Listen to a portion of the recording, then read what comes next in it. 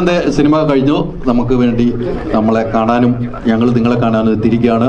നമ്മുടെ ഡയറക്ടറിൽ നിന്ന് തുടങ്ങുന്നു. പറയാനുള്ളത് പറയും, ഞങ്ങൾ ചോദിക്കാം.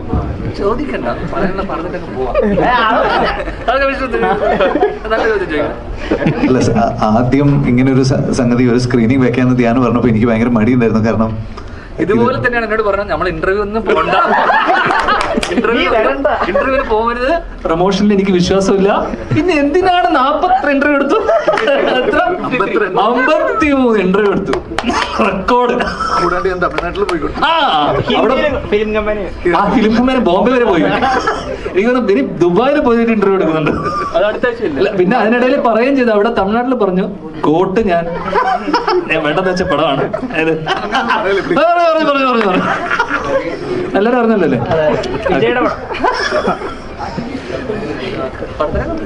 അല്ല, അത് നിങ്ങളെല്ലാരും ലാസ്റ്റ് ക്ലാപ്പ് ചെയ്തപ്പോ ഒരു ഭയങ്കര സന്തോഷം ഉണ്ടായിരുന്നു. നിങ്ങളല്ലേ? അല്ല, നമ്മുടെ ഫ്രട്ടേണിറ്റിയും നമ്മുടെ മീഡിയയും എല്ലാവരും ഇങ്ങനെ വന്ന് ഇങ്ങനെ ഒരു ഷോ നടത്തി നിങ്ങൾക്കത് ഇഷ്ടപ്പെടുന്നു എന്ന് കാണുമ്പോൾ തീർച്ചയായിട്ടും ഭയങ്കര സന്തോഷമുണ്ട്. നമ്മുടെ ഒരു മലയാള സിനിമയ്ക്ക് ഒരു ഭയങ്കര ഗംഭീര ഒരു സമയമാണ്. ഇപ്പോൾ ആവേശത്തിനെ പറ്റിയിട്ടും ഭയങ്കര റിപ്പോർട്ടുണ്ട്, ജയഗണേഷൻ നല്ലതെന്ന് ഇങ്ങനെ കേട്ടു. അപ്പോൾ നമ്മുടെ സിനിമയും സ്ട്രോങ് ആയിട്ട് നിൽപ്പുണ്ട്. എല്ലാ സിനിമകളും ഓടട്ടെ, മലയാള സിനിമയുടെ സുവർണ കാലഘട്ടം അങ്ങനെ കണ്ടിന്യൂ ചെയ്യട്ടെ. നമ്മുടെ ടെക്നീഷ്യൻസ് എല്ലാവരും ഇവിടെ ഉണ്ട്. ഇത് നമ്മുടെ ആർട്ട് ഡയറക്ടർ നിമേഷ് ഏട്ടൻ, പിന്നെ നമ്മുടെ sound designer Sachin, Singh cinema, പിന്നെ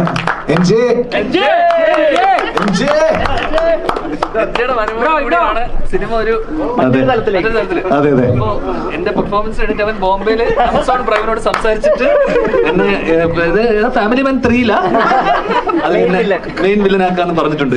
ഇപ്പൊ ഇതല്ലേ പറഞ്ഞു എനിക്ക് ചാൻസ് വെച്ചതാണ്. രാത്രി വേണ്ടല്ലേ? ആമസോൺകാര് ഓർഡർ ഡെലിവറി ചെയ്യാൻ വരുന്ന സമയത്ത് അങ്ങനെ ഡെലിവറി ബോയോട് പറഞ്ഞ കാര്യം അറിയില്ലേ? അതെന്ത് നിനക്ക് എന്നെ മനസ്സിലായില്ലേ? ഞാനും നീ ഒരേ കമ്പനിയില്.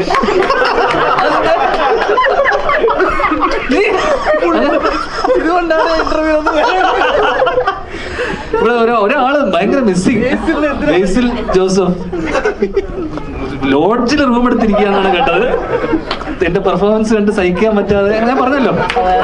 ബേസി എന്നെ വിളിച്ചു, എന്നോട് പറഞ്ഞു ആ ധ്യാൻ തണ്ടി നന്നായിട്ടുണ്ട് എന്ന്. അപ്പൊ മെയിനാന്ന് വിചാരിച്ചിട്ട് അവിടെ ഇന്റർവ്യൂലൊക്കെ വന്നിരുന്നു. പറ്റിക്കരുതല്ലേ? 100 കോടി അടിക്കോ? അടിക്കും.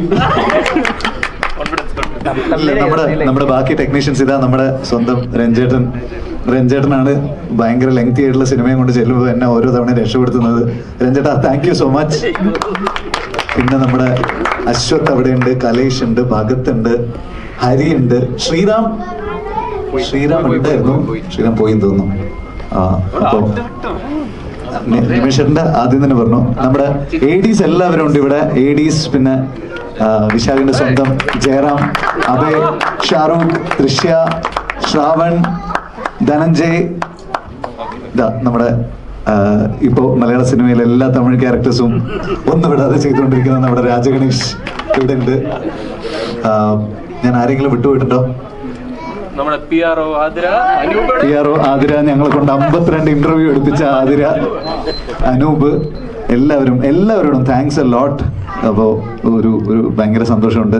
ധ്യാൻ ഇന്നലെ രാത്രി വരെ ഏട്ടന്, കാരണം ഞാൻ പറഞ്ഞല്ലോ 12 വർഷം മുന്നേ ഇതുപോലൊരു പെരുന്നാളിന്റെ സമയത്താണ് തട്ടത്തിൻ മറയത്തും ഉസ്താദ് ഹോട്ടൽ ഇറങ്ങുന്നത്. അങ്ങനെ അന്ന് എനിക്ക് തോന്നുന്നു അല്ല, തട്ടവും ഉസ്താദ് ഹോട്ടൽ ഒരു സമയത്ത് ജൂലൈ അല്ല, പെരുന്നാൾ സമയം, അന്നത്തെ പെരുന്നാളാണ്. അല്ല, എനിക്ക് ഓർമ്മയുണ്ടല്ലോ, അന്ന് വിന്നറായിരുന്നു തട്ടം.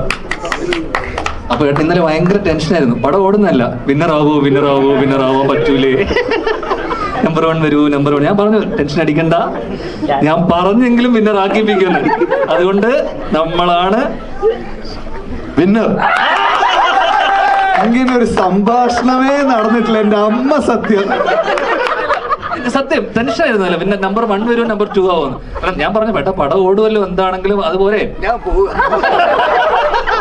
ഇല്ല, എനിക്ക് വിന്നറാവണം. മറ്റേ നമ്മുടെ അൻവർക്കയുടെ പടമാണ്, അത് അടിപൊളിയാണ്. അല്ല, സെക്കൻഡ് ഹാഫ് എന്തോ അതല്ലേ പറ, സെക്കൻഡ് ഹാഫ് ചെറുങ്ങനെ. എടാ മോനെ, താങ്ക് യു. അപ്പൊ എല്ലാവർക്കും നമ്മുടെ സിനിമ ഇത്രയും ഗംഭീര വിജയമാക്കിയതിന് താങ്ക് യു.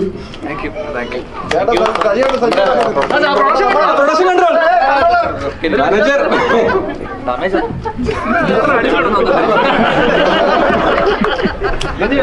ഇല്ല, രഞ്ജിയുടെ 2 വാക്ക് ഇത്രയും കട്ട് ചെയ്ത് അരിഞ്ഞ് എന്നെ രക്ഷപ്പെടുത്തി എന്ന്.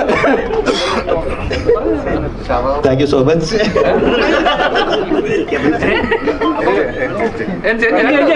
ഒരു പാട്ട്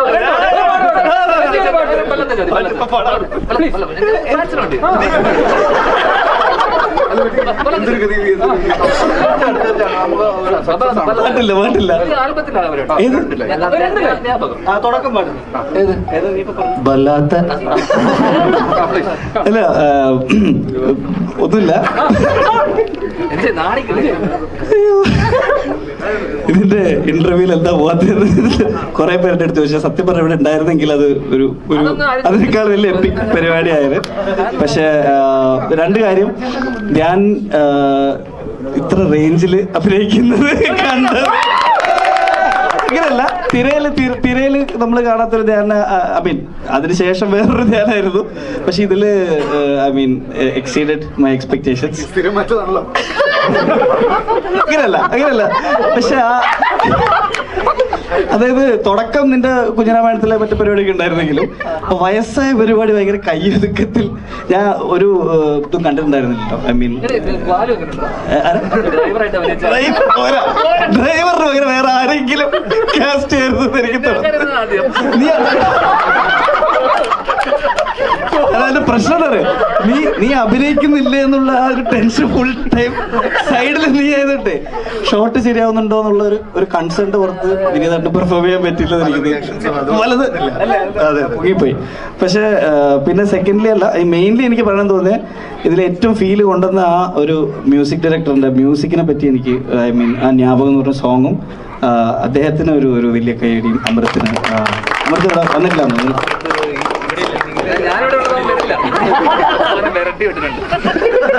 അപ്പം ഒരു 3-4 പടത്തിലേക്കുള്ള അഭിനയത്തിൽ കൊടുത്തോണ്ട് എനിക്ക് കുറച്ച് നാളെ റെസ്റ്റ് എടുക്കുന്നതല്ലായിരിക്കും. ഞങ്ങളൊക്കെ ഒന്ന് അടുത്ത പടം ഞങ്ങളെ വെച്ചിട്ട് ഇവന് വേണ്ട, നമുക്കൊരു പടം ഇന്നേട്ടാ മെയിനായിട്ട് ക്യാമിയോ പോരാ, ഇനി എനിക്കൊരു അവസരം വേണം. അപ്പം എനിക്ക് കഴിഞ്ഞ വർഷം ഒന്ന് കിട്ടി, പക്ഷെ ഇപ്പൊ വീണ്ടും ഒന്നും കൂടെ വേണ്ടി വരും തോന്നുന്നു. കുറച്ച് ഗ്യാപ്പായി. എല്ലാ വർഷവും കമ്പാക്ക് നടക്കില്ലോ. എനിവേസ്, വടക്കൻ സെൽഫി എന്ന് പറഞ്ഞ പടത്തിലാണ് വീണ്ടും ഫസ്റ്റ് വിളിച്ചിട്ട് ഒരു സീനുണ്ട്. നീരജ് ചെയ്താൽ ഒരു പരിപാടി ഉണ്ടാവും എന്ന് പറഞ്ഞിട്ട് എന്നെ വിളിക്കുന്നത്. അതിനുശേഷം അതേപോലെ ഈ പടത്തിന്റെ എനിക്ക് ഓർമ്മയുണ്ട്, കഴിഞ്ഞ മാർച്ചിൽ വിളിച്ചിട്ട് ഒരു പരിപാടി ഉണ്ട് നമ്മുടെ എല്ലാവരും കൂടെ ചെയ്യാനുള്ളതാണ്. പക്ഷെ ആദ്യം 2-3 പേര് ഓക്കെ പറഞ്ഞാൽ ഈ പടം ഓടാവുള്ളൂ എന്ന് പറഞ്ഞിട്ട് പോയത് എനിക്ക് ഓർമ്മയുണ്ട്. അതിനുശേഷം ഒരു ക്യാമിയോ ആണെങ്കിലും എന്താ പറയാ, നമുക്കൊക്കെ തന്നൊരു പ്ലേസ്മെന്റും പോസ്റ്ററിലടക്കം ഭയങ്കര സന്തോഷമുണ്ട്. ചെറിയ രീതിയിലെങ്കിൽ ഈ സിനിമയുടെ ഒരു ഭാഗമാവാൻ പറ്റിയാൽ, ഒരു ബ്ലോക്ക് ബസ്റ്ററിന്റെയും കൂടെ ഭാഗമാവാൻ പറ്റിയത് വലിയൊരു സന്തോഷം. Thank you so much. Sound പോയി, ആ പരിപാടി നിർത്തി. ഇനി ഞാൻ ടിക്കറ്റ് വെച്ചിട്ടേ പാട്ട് പാടുന്നുള്ളൂ.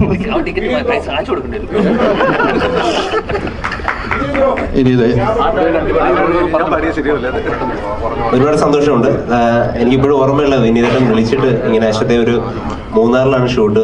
വിശാഖനെ ആദ്യം വിളിച്ചിട്ട് പറഞ്ഞ അശ്വത്തെ ഡേറ്റ് ഉണ്ടോന്ന് ചോദിച്ചു. അതിനുശേഷം വിനീതേട്ടൻ വിളിച്ചിട്ട് മൂന്നാറിലാണ് ഷൂട്ട് എന്ന് പറഞ്ഞു. അപ്പോൾ ഞാൻ വിനീതേട്ടൻ ആദ്യം ചോദിച്ചത്, വിനീതേട്ടൻ ഞാൻ എൻ്റെ ക്യാരക്ടറിന് വേണ്ടി എന്താണ് ചെയ്യേണ്ടത്, എങ്ങനെ വരണം? അപ്പോൾ വിനീതേട്ടൻ പറഞ്ഞത്, ഒന്നുമില്ല അശ്വത്തെ, ഒരു 10 ദിവസത്തേക്ക് വന്ന് ഹാപ്പി ആയിട്ട് നമുക്ക് പോകാം. അത് തന്നെയാണ് ഇപ്പോൾ ഓരോ ഷോ കഴിയുമ്പോൾ ആളുകളുടെ അഭിപ്രായത്തിൽ നിന്നും കിട്ടുന്നത്. ഹാപ്പിയായി സന്തോഷത്തോടു കൂടി അവർ പോകുന്നു എന്നുള്ളത് അത് ഏറ്റവും വലിയ സന്തോഷം. Thank you. ഇതിൻ്റെ പിന്നണിയിലുള്ള എല്ലാവർക്കും എൻ്റെ നന്ദി. Thank you. ഇല്ല, വീണ്ടും ഒരിക്കൽ കൂടി വിനീതേട്ടനാണ് നന്ദി പറയേണ്ടത്. ഹൃദയത്തിൽ നിങ്ങളെല്ലാവരും കണ്ടിരുന്നു. സെൽവ പക്ഷെ ഇതിൽ വന്നപ്പോ സെൽവയെ പോലെയേ അല്ല, നേരെ ഓപ്പോസിറ്റ് ആയത്. അത് മാത്രമേ ഉള്ളൂ പറയാൻ. പക്ഷെ ഇതിൽ വന്നപ്പോ അതിന് നേരെ ഓപ്പോസിറ്റ് വേറൊരു ഷെയ്ഡിലുള്ള ഒരു ക്യാരക്ടർ അത് വിനീതേട്ടൻ എന്നെ വിളിച്ച് തന്നതിന് വിനീതേട്ട താങ്ക് യു. ആൻഡ് അതിന് വീണ്ടും ഓക്കെ എന്ന് പറഞ്ഞതിന്, പക്ഷെ ആക്ച്വലി ഈ പ്രാവശ്യം വിശാഖേട്ടനാണ് പറഞ്ഞതെന്ന് തോന്നുന്നു. Anyway thank you so much. എല്ലാവർക്കും ഈ സിനിമ ഇഷ്ടപ്പെടുന്നു എന്നറിയുമ്പോൾ ഭയങ്കര സന്തോഷമുണ്ട്. ഇത് തീർച്ചയായിട്ടും ഇതൊരു എന്താ ബേസിൽ പറഞ്ഞു വിനീത് സിനിമാറ്റിക് യൂണിവേഴ്സ് ആണ്. ഇത് ആക്ച്വലി വിനീത് സിനിമാറ്റിക് ഫാമിലിയാണ്. സോ അപ്പൊ അതുകൊണ്ട് ഫ്രണ്ട്സ് ആൻഡ് ഫാമിലിയാണ് ഇവിടെ ഉള്ളത്. Thank you once again, thank you so much.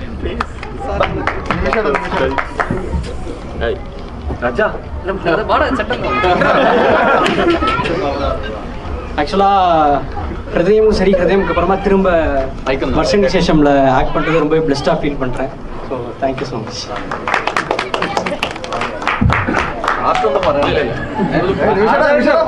അല്ല അടുത്ത ഷോയ്ക്ക് ഞാൻ പറയാനെല്ലാം പറഞ്ഞു. ഒത്തിരി നന്ദിയുണ്ട്. വിനീതന്റെ പടത്തിൽ വീണ്ടും വരാൻ സാധിച്ചത് ദൈവാനുഗ്രഹിക്കാനുണ്ട്. തീർച്ചയായിട്ടും സിനിമ ഇനി എന്തെങ്കിലും ചോദിക്കാണ്ട് പെട്ടെന്ന് വിനീതിന്റെ അടുത്തൊരു ചോദ്യം ചോദിക്കാം, ആർക്കും വേണമെങ്കിലും. ഈ നിവിന്റെ ഇപ്പോഴത്തെ ഒരു സിനാരിയോ ആയിട്ട് കണക്ട് ചെയ്തിട്ടാണല്ലോ ആ ക്യാരക്ടറിനെ പ്ലേസ് ചെയ്തിരിക്കുന്നത്. അത് എങ്ങനെയായിരുന്നു അങ്ങനത്തെ ഒരു കോൺസെപ്റ്റിലേക്ക് വന്നത്? അല്ല, നമ്മള് എന്താ പറയാ, സെൽഫ് ഡെപ്രിക്കേറ്റിംഗ് ഹ്യൂമർ എന്ന് പറയില്ല അതെ അതെ, അതിനെപ്പോഴും അത് ഭയങ്കര സ്ട്രോങ് ആയിട്ട് നിൽക്കുമല്ലോ. മുള്ളിനെ മുള്ളുകൊണ്ട് എടുക്കുക എന്ന് പറയില്ല, അത് നമ്മൾ ചെയ്തത്. ഇപ്പൊ തിരയില് നമുക്ക് ധ്യാൻ ചേട്ടനെ നമ്മൾ ഒരു ഫോമിൽ കണ്ടിട്ട് അതിനുശേഷം അത്രയും ഫുൾ ഫ്ലഡ്ജഡ് ആയിട്ട് ഈ മനുഷ്യന് ശരിക്കും കഴിവുണ്ടെന്ന് തെളിയിച്ചു തന്നതിന് ഒരുപാട് നന്ദി. എന്റെ ചോദിക്കാനുള്ളത്, ഈ കുൽസിത് പ്രിയനായിട്ടുള്ള ധ്യാൻ ചേട്ടനെയും സമാധാന പ്രിയനായിട്ടുള്ള പ്രണവിനെയും ഇവർ രണ്ടുപേരും ഒരുമിപ്പിക്കാന്നുള്ള ഐഡിയ അത് ഇത്ര വർക്കാവുന്നത് എങ്ങനെയായിരുന്നു? ഇത്ര ഉറപ്പ്? അല്ല, സത്യം പറഞ്ഞ എനിക്ക് ഉറപ്പ് വന്നത് ഇവർ ഒന്നിച്ച് ഷൂട്ട് തുടങ്ങിയപ്പോഴാണ്. ഒരു ഐഡിയ ഉണ്ടായിരുന്നു, സത്യമാണ്. പക്ഷെ അല്ല, ഒരു തോന്നലുണ്ടായിരുന്നു ഇവർ വന്നു കഴിഞ്ഞാൽ സിങ്കാവും.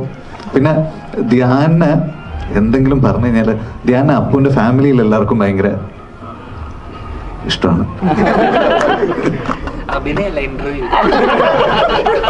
ഇന്റർവ്യൂ അപ്പൊ ഓൾറെഡി ഒരു ടോക്ക് അവിടെ ഉണ്ട്, അപ്പൊ ഒരു സിങ്ക് ഉണ്ട്. അപ്പോ രണ്ടുപേരും സിങ്ക് ആയി കഴിഞ്ഞാൽ നന്നായിട്ട് പോയിക്കോളും തോന്നി. ആദ്യത്തെ ദിവസം തന്നെ അത് നടന്നു. ഈ ധ്യാൻ ഏജ്ഡ് ആയിട്ടുള്ള ക്യാരക്ടർ ഉണ്ടല്ലോ, പിന്നെ ഞാൻ 3 മണിക്ക് അപ്പം ഏജ്ഡ് ആയിട്ടുള്ള പോർഷനിൽ പോലും ഇങ്ങനെ എന്താണ് ഡബ് ചെയ്യുമ്പോഴും പോലും ചെറിയ കഥപ്പും ഒരു ജസ്റ്റ് ഇങ്ങനെ ഗ്യാപ്പ് ഇട്ടൊക്കെ അങ്ങനെ ഒരു ഡബിൽ പോലും ആ ഒരു സംഗതി കൃത്യമായിട്ട് വേണമെന്ന് ശ്രദ്ധിച്ചിരുന്നോ? ശ്രദ്ധിച്ചിരുന്നു. ഞാൻ ആയിട്ടുള്ള ഞാൻ ആകെ ഓടുന്ന ഒരു പടമാണ് വല്ലപ്പോഴും. എടാ ശ്രദ്ധിച്ചിരുന്നു കാര്യമായിട്ട്. അല്ല, ഞാൻ പറഞ്ഞ നമ്മള് കുറച്ച് ക്ലോസ് ടു ദ മൈക്ക്, നമ്മളിപ്പോ കുറച്ച് ബേസ് കിട്ടാനും പിന്നെ ഇപ്പൊ നമ്മളിങ്ങനെ ചെറിയ വ്യത്യാസം വരുമല്ലോ. നമ്മൾ ക്ലോസ് മൈക്കിങ് പോകുന്ന സമയത്ത് വോയിസിൽ ചെറിയ വ്യത്യാസം വരും.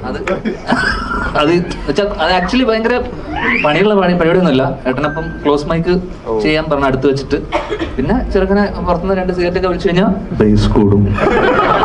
അല്ല, അതിന്റെ അകത്ത് തന്നെ ആക്ട് ചെയ്യാൻ നേരത്ത് ബേസിക്കലി ഗ്യാപ്പ് ഇട്ടിട്ടാണല്ലോ ആ പൊസിഷനിൽ ചെയ്തിരിക്കുന്നത്. അപ്പം ഡബിൽ വരാൻ നേരത്ത് ബേസിക്കലി അത് എങ്ങനെ ഫോളോ ചെയ്തിരുന്നു? അത് ഇച്ചിരി ഡിഫിക്കൽട്ട് ആണല്ലോ ബേസിക്കലി, പലപ്പോഴും പറഞ്ഞു കേട്ടിട്ടുണ്ട്. എടാ എനിക്കിതൊന്നും അറിയില്ല, അതുകൊണ്ട് എല്ലാ പടത്തിലും ഡബ് ചെയ്യുമ്പോൾ കിതപ്പും ഡയലോഗ് കട്ട് ചെയ്ത് കളയുന്നത് ഇത് മാത്രം വെച്ചതാ, മനസ്സിലായില്ലേ? ആമസോണിന്റെ സബ്സ്ക്രിപ്ഷൻ ക്യാൻസൽ ചെയ്തിട്ടോ ഇങ്ങനെ ആയ. വിനീതേട്ടത്തിൽ എല്ലാവരെയും സെൽഫ് ട്രോൾ ചെയ്യുന്നുണ്ട്. ഇപ്പൊ പ്രണവ് മോഹൻലാലിന്റെ ഒരു ട്രോൾ ഉണ്ട്, അല്ലെങ്കിൽ നിവിൻ പോളിയുടെ ഒരു ട്രോൾ ഉണ്ട്. എല്ലാ ആളുകൾക്കും ഇപ്പൊ നിങ്ങൾ തന്നെ പലപ്പോഴും നേരിട്ടിട്ടുള്ള ഈ ഫേവറിസം നെപ്പോട്ടിസത്തിന് തന്നെ നിങ്ങൾ തന്നെ ട്രോളുന്നുണ്ട്. സെക്കൻഡ് ഹാഫ് മൊത്തം എൻഗേജിങ് ആവുന്നത് ഈ സെൽഫ് ട്രോൾ പരിപാടി കൊണ്ടാണ്. ആ ഐഡിയ അത് എങ്ങനെയാ രൂപപ്പെട്ടത്?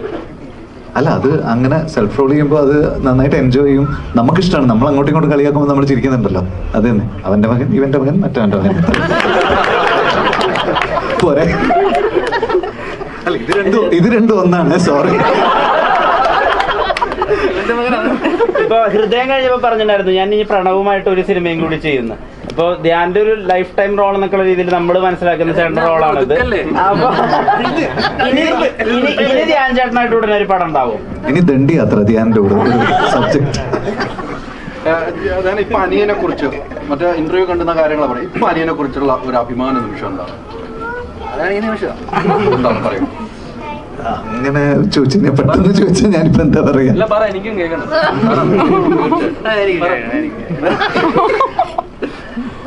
നല്ല അഭിപ്രായമാണ്. അല്ല, അവൻ നന്നായി ചെയ്തിട്ടുണ്ട്. ധ്യാൻ നല്ല എഫേർട്ട് എടുത്തിട്ടുണ്ട്. അതിൻ്റെ ഒരു റിസൾട്ട് അത് വന്നിട്ടുണ്ട്. പിന്നെ നമ്മൾ മെൻഷൻ ചെയ്യാണ്ട് വിട്ട കുറച്ച് ആൾക്കാരുണ്ട്. സിനിമാറ്റോഗ്രാഫർ വിശ്വൻ ഇവിടെ ഇല്ല. പിന്നെ അപ്പു ഓൾറെഡി നമ്മൾ പറഞ്ഞു. പിന്നെ നമ്മുടെ കോസ്റ്റ്യൂം ഡിസൈനർ ദിവ്യ, റോണെക്സിന്റെ മേക്കപ്പ് അതൊരു ഭയങ്കര ഇമ്പോർട്ടൻറ്റ്. കാരണം ധ്യാനടക്കം ആ മേക്കപ്പ് കറക്റ്റായിട്ട് ക്രാക്ക് ആയപ്പോഴാണ് ധ്യാനും അപ്പോഴാണല്ലോ നമുക്ക് ആ കോൺഫിഡൻസ് കറക്റ്റായിട്ട് കിട്ടുക. ഇത് പുള്ള് ചെയ്യാൻ പറ്റും.